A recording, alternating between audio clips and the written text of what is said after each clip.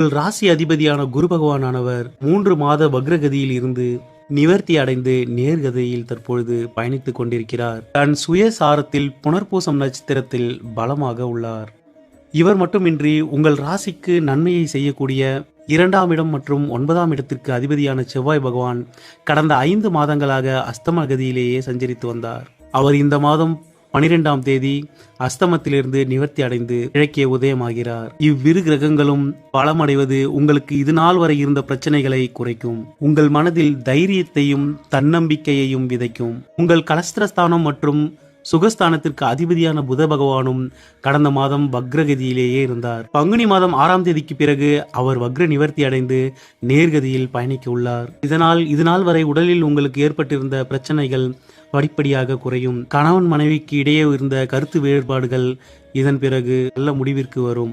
ஏற்கனவே மீன ராசிக்கு 7.5 சனியில் ஜென்ம சனி நடந்து கொண்டிருக்கிறது. அது மட்டுமல்லாமல் உங்கள் 8ஆம் அதிபதியான சுக்கிர பகவான் கடந்த மாதத்தில் உங்கள் ராசியிலேயே உச்சம் பெற்றிருந்தார். உங்களுக்கு கடன் பகை நோயை கொடுக்க வேண்டிய சூரிய பகவானும் இந்த பங்குனி மாதம் உங்கள் ராசியில் சஞ்சரிக்கிறார். 7.5 சனி 8ஆம் அதிபதி மற்றும் 6ஆம் அதிபதி உங்கள் ராசியில் இருந்தது உங்களுக்கு பல அவமானங்களை கொடுத்திருக்கும். வாய் திறந்து வெளியில் சொல்ல முடியாத பல கஷ்டங்களை கடந்த மாதங்களில் அனுபவித்திருப்பீர்கள். பல துரோகங்களையும் பண இழப்புகளையும் சந்தித்திருப்பீர்கள்.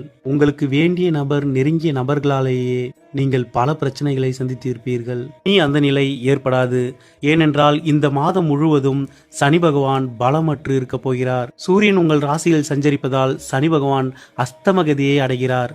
பங்குனி மாதம் 28ஆம் தேதி வரை 7.5 சனியிலிருந்து உங்களுக்கு விடுதலை. சனியால் உங்களுக்கு இந்த மாதத்தில் எந்த பிரச்சனையும் ஏற்படாது. ஆனால் 6ஆம் அதிபதி சூரிய பகவான் உங்கள் ராசியில் சஞ்சரிப்பதால் டென்ஷன், மன அழுத்தம், வேலைபளு போன்றவை அதிகமாக இருக்கும். காய்ச்சல்களும் தவிர்க்க முடியாததாகவே இருக்கும். கடந்த மாதம் நீங்கள் அனுபவித்த அளவு கஷ்டங்கள் இந்த மாதத்தில் இருக்காது. நன்மை செய்ய வேண்டிய கிரகங்கள் அனைத்தும் 12ஆம் இடத்தில் கடந்த மாதம் மறைந்து இருந்ததால் உங்களை ஒரு வழிப்படுத்தியிருக்கும். தாய் தந்தை வழியே பிரச்சனை, சகோதர வழியில் முரண்பாடு, கணவன் மனைவி இடையே பிரிவினை என பல கஷ்டங்களை கொடுத்திருக்கும். இதற்கெல்லாம் காரணம் நன்மை செய்ய வேண்டிய கிரகங்கள் அஸ்தமனம் அடைந்தும் வக்ரம் அடைந்தும் இருந்தன. தீமை செய்ய வேண்டிய கிரகங்கள் உச்சம் பெற்றும் பலம் பெற்றும் இருந்ததே இவ்வளவு பிரச்சனைகளுக்கும் காரணம். இந்த பங்குனி மாதம் 10ஆம் தேதிக்கு பிறகு உங்கள் 8ஆம் அதிபதி சுக்கிர பகவான் உச்ச பலத்தை இழந்து மேஷராசிக்கு பயிற்சி ஆவார். குடும்பஸ்தானத்திற்கு சுக்கிர பகவான் வரும்பொழுது நன்மைகளையே ஏற்படுத்துவார். இப்பொழுது உள்ள அனைத்து பிரச்சனைகளும் ஜூன் மாதத்திற்கு பிறகு உங்களுக்கு நிரந்தரமாக விலகிவிடும். தற்பொழுது உங்கள் ராசி அதிபதியான குரு பகவான் வக்ர நிவர்த்தி அடைந்துள்ளதே உங்களுக்கு பெரிய நன்மையாகும். இனி வரும் காலங்கள் உங்களுக்கு நன்மை அளிக்கக்கூடியதாகவே இருக்கும். எதற்காகவும் கவலை